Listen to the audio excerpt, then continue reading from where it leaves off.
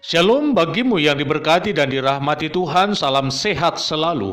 Kembali kita berjumpa dalam edisi Renungan Pagi Penyejuk Iman.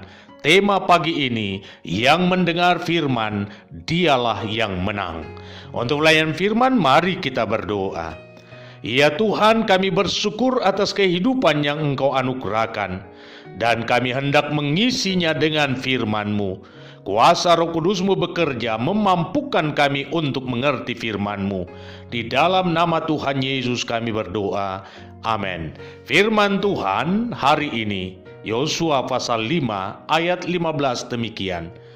Dan Panglima Bala Tentara Tuhan itu berkata kepada Yosua, "Tanggalkanlah kasutmu dari kakimu, sebab tempat engkau berdiri itu kudus." Dan Yosua berbuat demikian. Saudara-saudaraku, George Washington adalah seorang jenderal dan negarawan yang dikenal sebagai salah satu bapa pendiri negara USA dan sekaligus Presiden USA yang pertama yang memerintah dari tahun 1789 sampai 1797.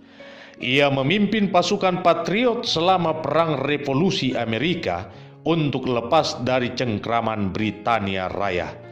Pada tanggal 30 April 1789, saat ia hendak menyampaikan pidato di hadapan Senat Amerika sebagai presiden, ia mengawalinya dengan mencium Alkitab. Ketika ia ditanya apa maksud dari tindakannya itu, ia hanya memberi bahasa isyarat, seolah-olah hendak mengatakan kepada semua orang bahwa untuk menjadi pemimpin yang baik, ia harus takluk sepenuhnya pada otoritas firman Tuhan. Ya, George Washington kemungkinan ingin mengatakan seperti ini kepada kita. Seorang pemimpin yang baik adalah dia yang mau membuka hati dan telinganya untuk mendengarkan suara Tuhan. Itulah sebabnya, maka Alkitab yang dicium oleh George Washington kemudian digunakan dalam upacara pelantikan beberapa presiden USA lainnya, dan di kemudian hari untuk setiap pejabat yang dilantik pun diwajibkan mengucapkan janji dengan meletakkan tangan di atas Alkitab. Saudaraku, Yosua adalah pemimpin yang ditetapkan oleh Tuhan sendiri untuk menggantikan Musa dalam rangka mengantar bangsa Israel menduduki tanah perjanjian. Tantangan pertama yang dihadapi oleh Yosua adalah menaklukkan kota Yeriko, sebuah kota yang berkubu dan dihuni oleh penduduk yang sangat terlatih dalam peperangan. Ketika Yosua memandang kota Yeriko, ada pemandangan yang aneh di depannya. Ia melihat seorang lelaki dengan pedang terhunus di tangannya, dan ternyata laki-laki itu adalah Panglima Bala Tentara Allah. Mengetahui akan hal tersebut, Yosua pun menyatakan hormat dengan sujud menyembah. Sikap yang ditunjukkan oleh Yosua hendak menegaskan bahwa ia adalah seorang pemimpin yang sangat peka akan kehadiran Allah, dan ia siap untuk melakukan apapun yang disuruhkan kepadanya. Pengenalan yang benar akan Tuhan telah memimpin Yosua pada penyembahan dan pengudusan, sehingga di hadapan Tuhan ia harus menanggalkan kasutnya sebagai bukti ketaatannya pada apa yang difirmankan Tuhan kepadanya. Yosua mendapat jaminan penyertaan Tuhan karena ia mau mendengar dan melakukan firman Tuhan.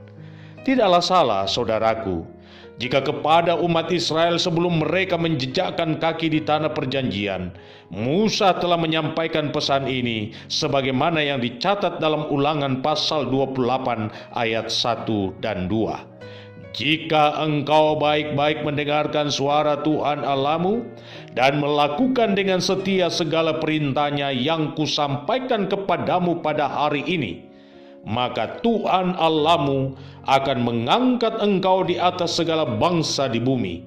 Segala berkat ini akan datang kepadamu dan menjadi bagianmu jika engkau mendengarkan suara Tuhan Allahmu.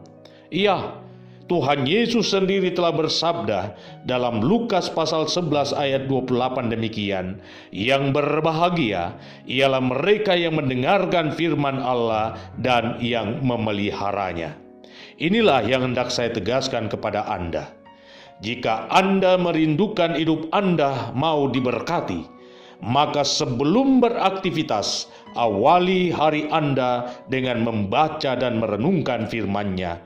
Maka tantangan seberat apapun yang ada di depan Anda, kuasa Tuhanlah yang akan memberi peluang bagi Anda keluar sebagai pemenang. Selamat memaknai kehidupan imanmu. Tuhan Yesus memberkati.